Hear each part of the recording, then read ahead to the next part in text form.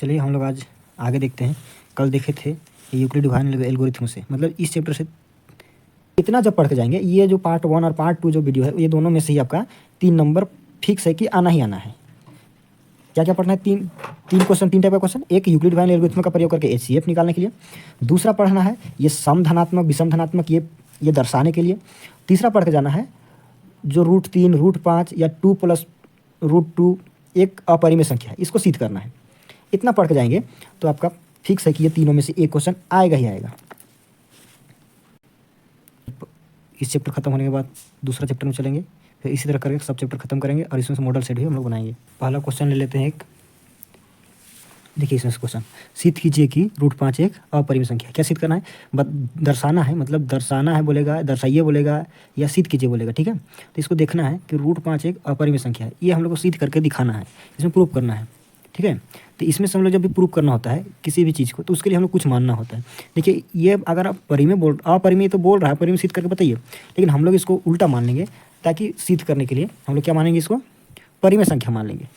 तो यहाँ पर हल करके लिखते हैं, हल माना कि √5 एक परिमेय संख्या है, ठीक है। क्या है? परिमेय संख्या है।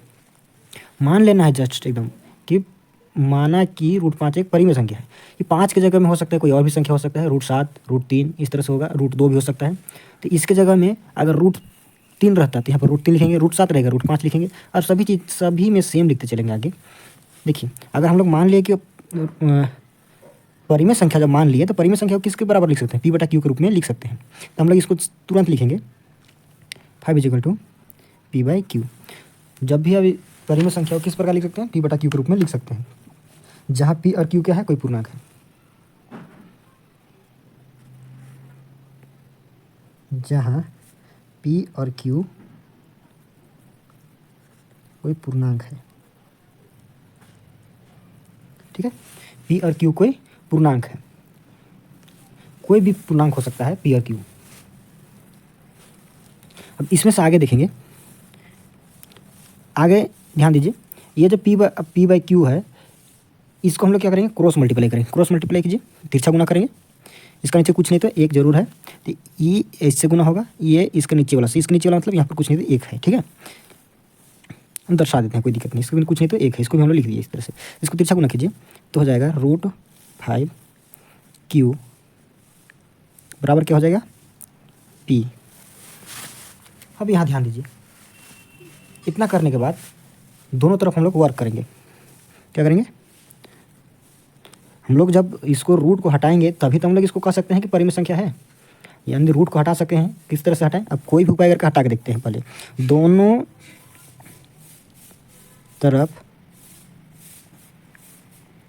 वर्ग करने पर दोनों तरफ वर्क करेंगे, मतलब दोनों साइड क्या कर देंगे? स्क्वायर लगा देंगे। देखिए इधर क्या कर देंगे? इधर भी स्क्वायर कर देंगे, और आगे P का भी स्क्वायर कर देंगे, दोनों तरफ स्क्वायर कर देंगे, ठीक है।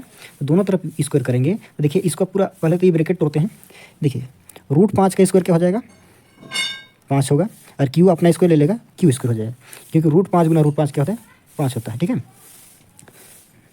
बराबर P²। इसको हम समीकरण 1 मानेंगे। इसको और कुछ कर सकते हैं? कुछ भी नहीं कर सकते हैं, इसको समीकरण 1 मानते हैं, ठीक है। तो देखिए जो ये 5 जो है वो किससे? P² से विभाज्य है, विभाजित होगा। ये P² से ये क्या होगा? विभाजित होगा। अगर स्क्वायर वाला से विभाजित होगा तो बिना स्क्वायर वाला से भी होगा। तो उसी को हम लोग यहाँ पर लिखेंगे, 5 P² से विभाज्य है, तो 5 P से भी क्या होगा?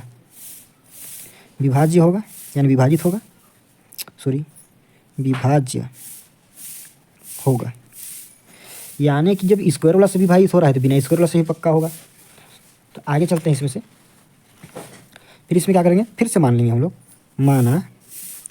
माना किसके जगह में? P बराबर, माना क्या कर देंगे?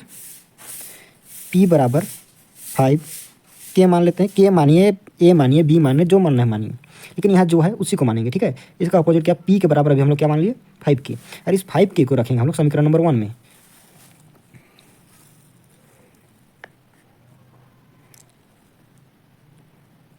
समीकरण 1 में, समीकरण नंबर 1 में p का मान रखने पर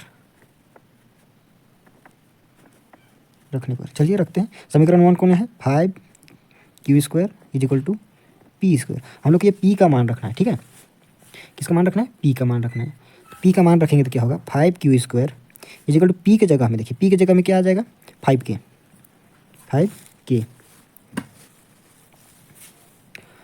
अब आगे बढ़ते हैं। देखिए ये 5k तो लिख दिए, किसकी जगह में, p की जगह में, लेकिन स्क्वायर की जगह में तो नहीं ना लिखे हैं, तो स्क्वायर को यहाँ पर रखेंगे हम लोग, स्क्वायर यहाँ रहेगा ही रहेगा, ठीक है। आगे यहाँ पर देखिए ये 5q² जो है जैसे का तैसा ही रहेगा, इसको कुछ कर तो नहीं सकते, इसको कर सकते। देखिए ये अपना स्क्वायर से क्या हो जाएगा, 5 के स्क्वायर से 25 हो जाएगा, 5 × 5 = 25, और k अपना स्क्वायर ले लेगा, ठीक है। यहाँ 2 आदमी है तो ये अपना स्क्वायर लिया, ये अपना स्क्वायर लिया, ठीक है।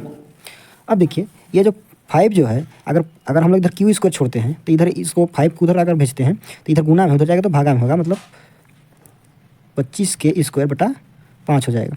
तो बताइए ये 5 से ये कट रहा है, 5 × 5 = 25, तो यहाँ पर देखिए q = क्या बचा, q² = 5k²।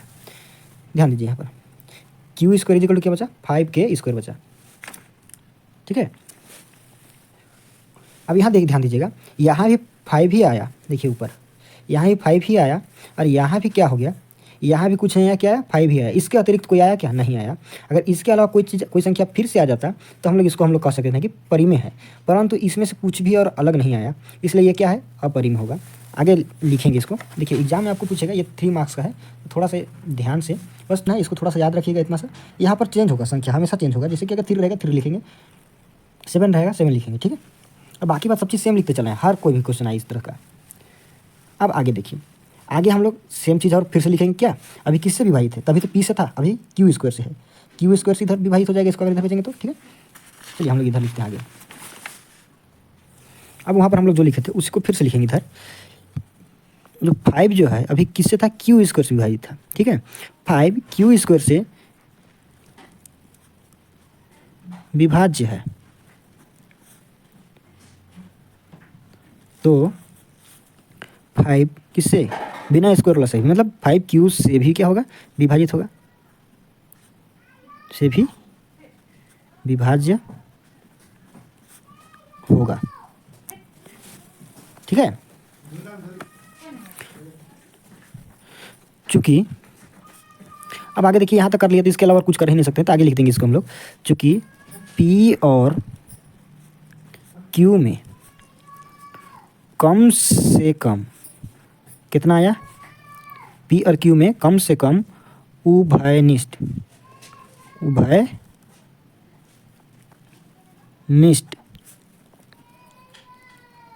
गुणनखंड, उभयनिष्ठ गुणनखंड कितना है, 5 है। इसके अतिरिक्त कोई है क्या, इसके अतिरिक्त कोई गुणनखंड नहीं है, कोई गुणनखंड नहीं है, ठीक है।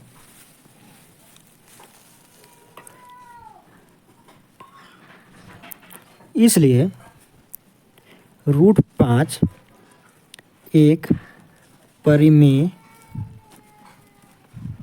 संख्या है जो इस बात का क्या करता है, विरोध करता है, विरोधाभास करता है,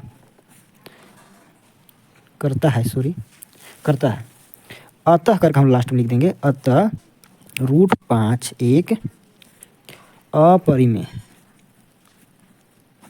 संख्या है, ठीक है। बढ़िया सब साफ लिखिएगा। सबसे पहला क्या की, देखिए इसमें से कुछ भी दिक्कत नहीं होगा,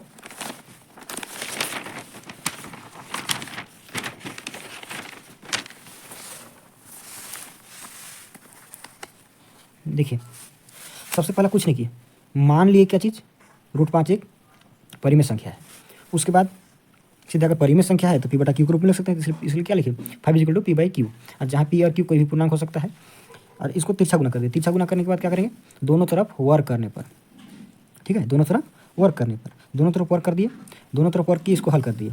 हल करने के बाद क्या आया 5q² p²। देखिए अब यहाँ पर क्या है, 5 जो है वो किससे p² से विभाजित है, तो 5 जो है बिना स्क्वायर वाला से भी क्या होगा, विभाजित होगा, वही चीज़ यहाँ लिखा हुआ है। फिर उसके बाद क्या करेंगे, मान लेंगे सीधे सीधे, माना p बराबर 5k, मान लिए k मान लिए, यहाँ पर जितना रहेगा वही मानना है आपको, ठीक है। यहाँ पर 5 रहेगा 5 मानना है, 6 रहेगा, सॉरी 6 तो नहीं रहेगा, रहेगा 2 रहेगा, या फिर हो सकता है 7 रहेगा, तो आपको वही मानना है, ठीक है। सिंपल, कुछ नहीं करना है। फिर ये जो p का मान है उसको समीकरण 1 में रख देना है। समीकरण 1 में जब p का मान रखे तो यहाँ पर देखिए इसका स्क्वायर आ गया, p का स्क्वायर था, p का मान कितना था 5k, और यहाँ से स्क्वायर हम लोग कर दिए, तो स्क्वायर करेंगे तो क्या हो जाएगा 25, k का स्क्वायर अपना स्क्वायर बच जाएगा। फिर यहाँ पर देखिए इधर 5 था, इधर भेज दिए, बटा में हो गया, इसको क्या करते हैं काट देंगे, 5 × 25 क्या आएगा 5k बचा, फिर से यहाँ पर देखिए 5k बचा, फिर वही चीज़ को यहाँ तक देखिए, यहाँ जो जैसा दिख रहा है, यहाँ जैसा दिख रहा है वैसा ही फिर यहाँ पर रिपीट हुआ कि नहीं हुआ, देखिए यहाँ जैसा था उसी टाइप का यहाँ भी कुछ दिख रहा है, तो हम उसी तरह लिखेंगे। लेकिन यहाँ पर देखिए p के बराबर में था और यहाँ पर किसके बराबर में है, q के बराबर में है, तो हम लोग इसको लिखेंगे 5 जो है 5 जो है वो q² से विभाजित है, तो 5 q से भी विभाजित होगा, क्योंकि p और q में कम से कम उभयनिष्ठ गुणन कितना है 5 है, इसके अलावा तो कोई आया नहीं, इसलिए उसको हम लोग लिख दिए हैं। और यहाँ पर जो √5 है एक क्या है, परिमेय संख्या है, जो इस बात का क्या करता है, विरोधाभास करता है, अतः √5 एक क्या है, अपरिमेय संख्या है। देखिए इसमें से और एक क्वेश्चन ले लेते हैं, समझ लीजिएगा, फिर वही क्वेश्चन का स्क्रीनशॉट ले लीजिएगा। चलिए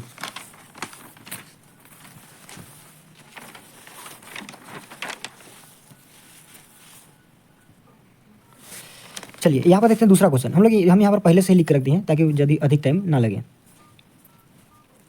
ठीक है। देखिए यहाँ पर वहाँ पर हम लोग 5 का देखे थे, अभी यहाँ पर क्या है 3 है, तो हम लोग कैसे लिखेंगे, हम इसको साइड में डाल देंगे, आप लोग इसको स्क्रीनशॉट कर लीजिएगा पूरा। सिद्ध कीजिए कि √5 एक अपरिमेय संख्या है, क्या है, सिद्ध कीजिए कि √5 एक अपरिमेय संख्या है। तो हम लोग इसको हम लोग आगे मान लिया अपरिमेय है, तो सीधे सीधे अभी हम लोग देखे थे क्या करते थे, हल करना है, माना कि √3 एक क्या है, परिमेय संख्या, उल्टा मान लेना है। जैसे यहाँ पर परिमेय अपरिमेय सिद्ध करने बोला है, तो हम लोग क्या मान लिया, परिमेय, हम लोग थेथर आदमी है ना, उसको उल्टा करके देखते हैं, आगे चलते हैं। तो हम लोग अगर इसको हम लोग परिमेय माने तो परिमेय को किसके बराबर लिख सकते हैं, p बटा q के रूप में लिख सकते हैं, तो हम लोग लिख दिए सीधे सीधे √3 = p बाई क्यू, ठीक है। हमेशा आपको यही करना है, हर क्वेश्चन में ऐसे ही करना है। यहाँ पर जब जो भी रहेगा उसको मान देना है, यहाँ पर क्या मान देना है, परिमेय मान देना है, और उसको अगर p बटा q के रूप में बराबर में लिख देना है, उसके बराबर में लिखना है, किसके बराबर, p बटा q के बराबर में, क्योंकि हम लोग इसको अगर परिमेय माने है तो इसको p बटा q के रूप में लिख सकते हैं, इसलिए इसके बराबर लिख दिया। जहाँ p और q कोई भी पूर्णांक हो सकता है, कोई भी पूर्णांक हो सकता है, ठीक है, कोई भी पूर्णांक। अब देखिए यहाँ पर क्या करना है, तुरंत उसके बाद कुछ नहीं करना, सीधे क्रॉस गुना कर देना, तिरछा गुना। बताइए q इससे गुना होगा तो क्या हो जाएगा √3q, अब इसके नीचे कुछ नहीं, एक तो है, तो ये जो एक है वो किससे गुना होगा, p से, तो p का p हो जाएगा, ठीक है। इतना करने के बाद क्या करना है, दोनों तरफ सीधे सीधे वर्क कर देना है, दोनों तरफ वर्क करने पर, दोनों तरफ वर्क कर दीजिए, दोनों तरफ वर्क करेंगे। देखिए इधर भी वर्क कर दिए, इधर भी वर्क कर दिए, देखिए यहाँ पर किसका वर्क होगा, √3q का होल स्क्वायर हो जाएगा, क्योंकि ये इधर दो संख्या है, दोनों के लिए ही होल स्क्वायर हो जाएगा, बराबर p²। इधर सिंगल था इसलिए इसको ब्रैकेट में रखने का जरूरत नहीं पड़ा।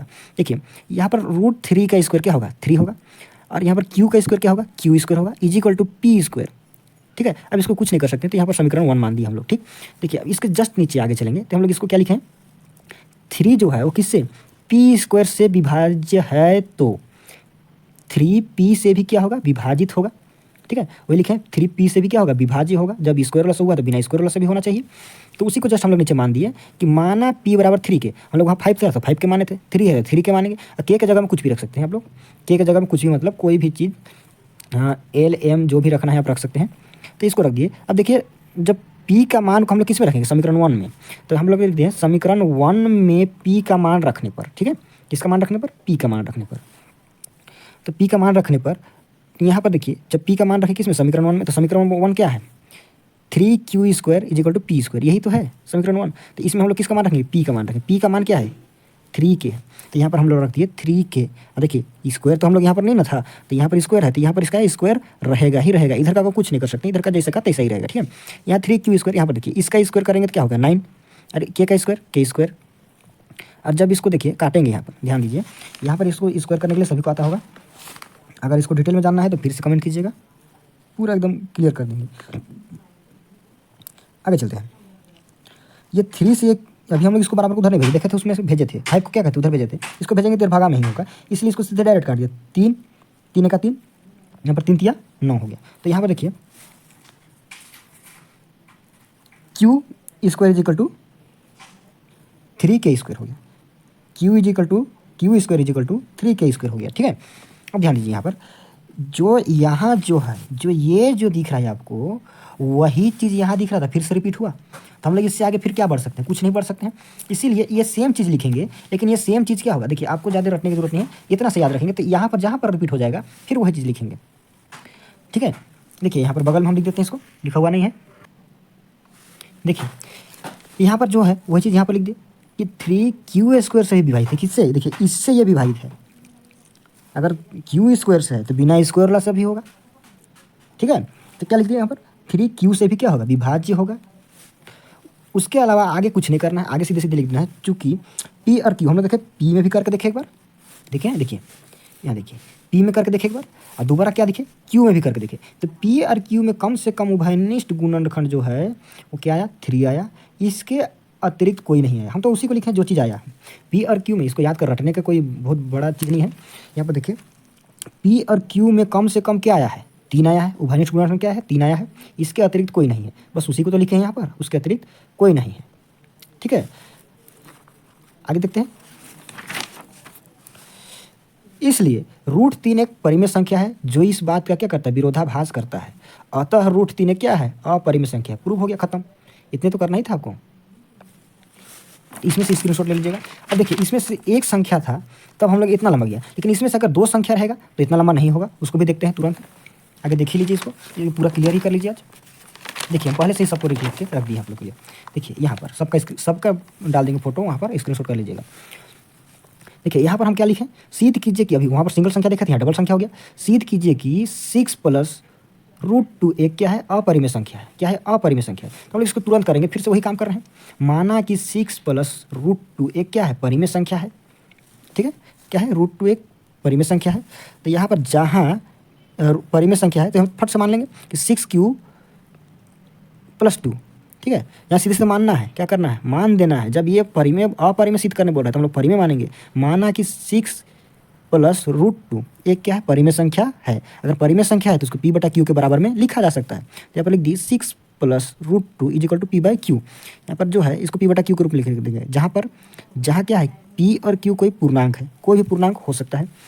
अगर इसमें देखें तो यहाँ पर हम लोग वहाँ पर क्या कर रहे थे, दोनों तरफ तिरछा गुना कर रहे थे, लेकिन यहाँ तिरछा गुना नहीं करेंगे क्योंकि हम लोग 2 संख्या है, इसको हम लोग उधर भेज सकते हैं। देखिए ये प्लस में है, उधर जाएगा तो माइनस में। किसके माइनस में, इसके पूरे का माइनस में होगा। इसके साथ ये प्लस में, बराबर को उधर जाएगा तो ये माइनस में हो गया। इधर से उधर भेजेंगे, बराबर के उधर जब भी भेजते हैं तो चेंज हो जाता है, कोई भी चीज़ होता है चेंज। गुना में है तो भागा में हो जाएगा, प्लस में है तो माइनस में, माइनस में है तो प्लस में। ठीक है, तो इस तरह से होता है। तो यहाँ पर ये हो गया। तो देखिए ये तो परिमेय बन गया, ये तो एक परिमेय संख्या है, तो हम लोग उसी को नीचे लिखे हैं। इस प्रकार p/q - 6 एक परिमेय संख्या है। ठीक है, चूंकि √2 एक परिमेय संख्या है जो इस बात का विरोधाभास करता है। क्या है, 6 तो बन गया परिमेय संख्या, लेकिन हम लोग जो √2 है वो क्या है, एक अपरिमेय संख्या है, मतलब परिमेय संख्या है जो इस बात का विरोधाभास कर रहा है। √2 एक परिमेय संख्या है जो इस बात का विरोधाभास करती है। अतः 6 + √2 एक अपरिमेय संख्या है। कोई बड़ा चीज़ थोड़ा ना उखाड़ना है, इतने छोटा सा चीज़ तो लिखना ही है आपको। ठीक है, चाहे तो इसको स्क्रीनशॉट कर सकते हैं। चलिए हम इसको फोटो डाल देंगे पूरा, अब उसको में लिख लीजिएगा। ठीक है, इसका भी डाल देंगे, यहीं पर कहीं पर बगल में होगा, आप स्क्रीनशॉट कर लीजिएगा तुरंत में। ठीक है,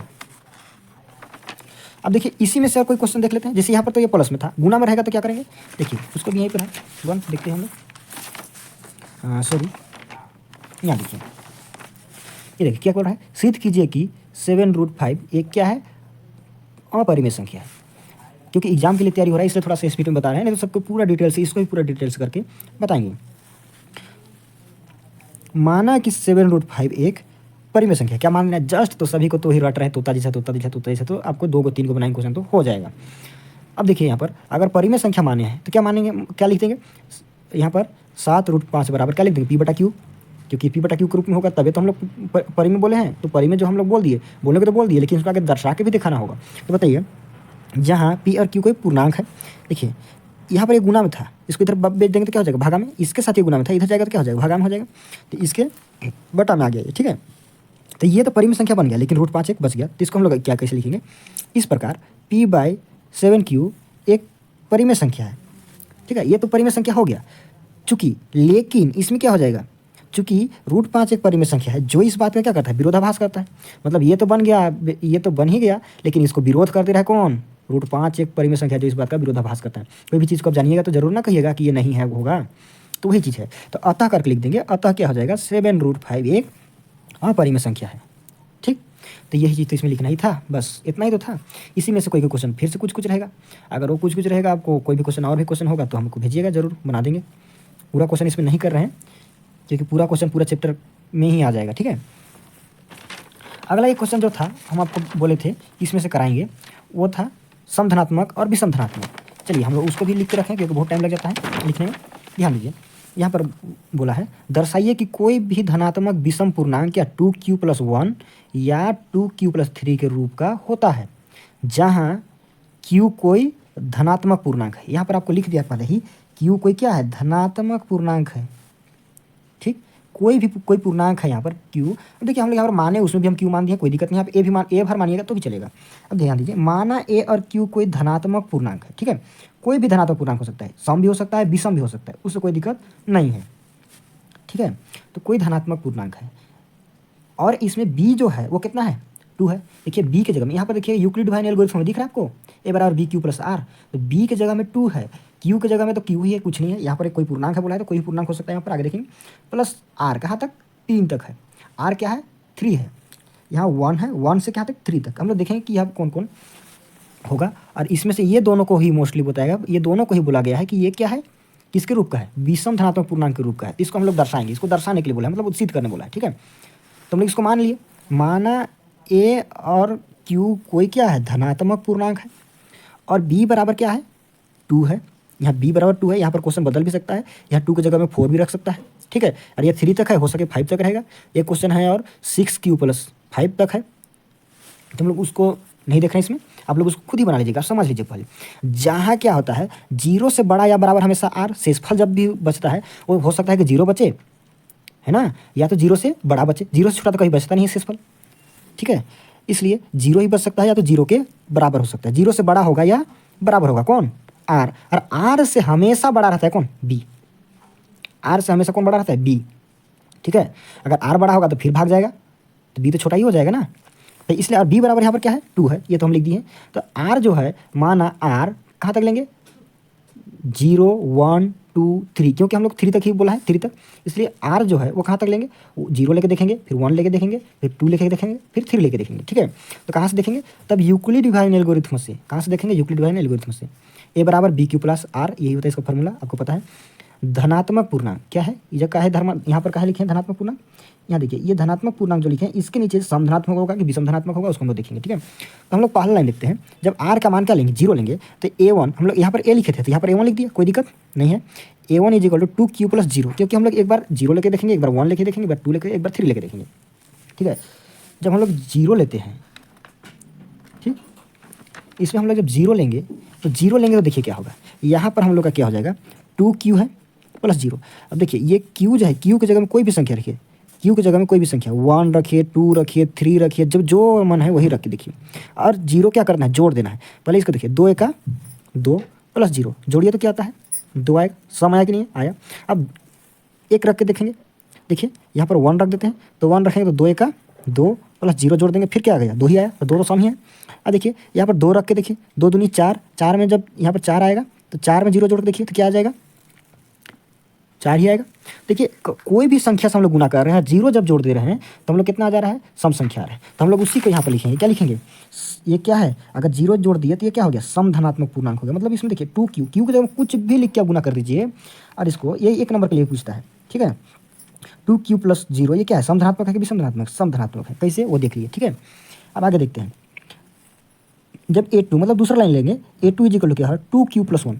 अब देखिए यहाँ पर 1 जोड़ के देखते हैं, एक बार वो 0 रखे, 0 रख के देख लिए तो क्या आया, सम आया। 1 रख के देखते हैं क्या आता है, 1 रखिए और इसमें कोई भी संख्या से गुना करिए, मान लीजिए 1 से गुना करें, 2 × 2 और 1 जोड़ दें, क्या हो जाएगा, 3 हो जाएगा। 3 क्या है, विषम संख्या है, विषम है। अब देखिए यहाँ पर कुछ भी रख दिए, 4 रख दीजिए, तो 4 दूनी 8, 1 जोड़ दीजिए, क्या हो जाएगा, फिर से विषम आ जाएगा। 8 और 1 जोड़ेंगे 9 हो जाएगा। तो यहाँ पर देखिए कोई भी संख्या रख के देख लीजिए क्यू की जगह में, क्या जाएगा, और इसमें से हम विषम संख्या जब जोड़ देंगे तो विषम धनात्मक आएगा। तो इसको हम लिख क्या लिखे, विषम धनात्मक पूर्णांक है। अगर यहाँ पर कुछ भी लिख के देखें तो क्या आ जाएगा, विषम धनात्मक पूर्णांक होगा। आगे A3 इक्वल टू क्या लिखें, 2Q + 2।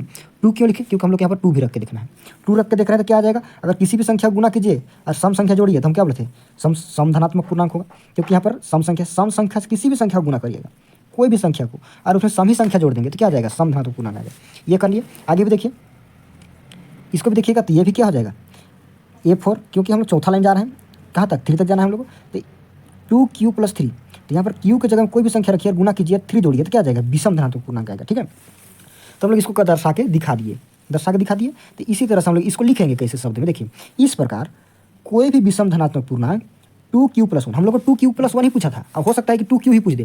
तो कई बार क्वेश्चन बढ़ता है 2Q धनात्मक पूर्णांक है, यानी कि सम धनात्मक है, और दर्शाइए कि 2Q धनात्मक पूर्णांक है और 2Q + 1 विषम धनात्मक पूर्णांक है। लेकिन 2Q को बोलेगा तो 2Q अलग से लिख देते हैं हम लोग धनात्मक पूर्णांक है, क्योंकि ये 2Q + 1 क्या है, धनात्मक पूर्णांक है। लेकिन यहाँ पर वो क्वेश्चन नहीं है, तो ध्यान दीजिए। तो यहाँ पर हम लोग क्या पूछा था, 2Q + 1, यही ना पूछा था, 2Q + 1 और 2Q + 3 एक विषम धनात्मक पूर्णांक के रूप है। तो बताइए यहाँ पर हो गया 2Q + 1, यहाँ पर कुछ भी करके देख लीजिए क्या आ जाएगा, विषम धनात्मक आ गया। 3 में देखें तो क्या आ गया, विषम धनात्मक पूर्णांक आ गया। तो इसी को लिखते हैं, कोई भी विषम धनात्मक पूर्णांक 2Q + 1 या 2Q + 3 के रूप का होता है, यही प्रूव हो जाएगा। ठीक है, इसका भी स्क्रीनशॉट कर लीजिएगा।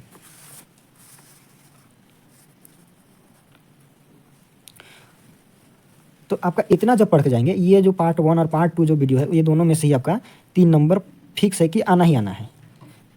क्या क्या पढ़ना है, तीन क्वेश्चन, 3 टाइप का क्वेश्चन। एक यूक्लिड वाइन एल्गोरिथम का प्रयोग करके HCF निकालने के लिए। दूसरा पढ़ना है ये सम धनात्मक विषम धनात्मक ये दर्शाने के लिए।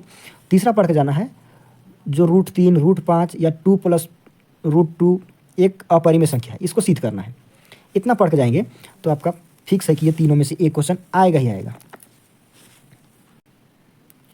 ठीक है, तो यहीं तक हम लोग इस वीडियो को ख़त्म करते हैं।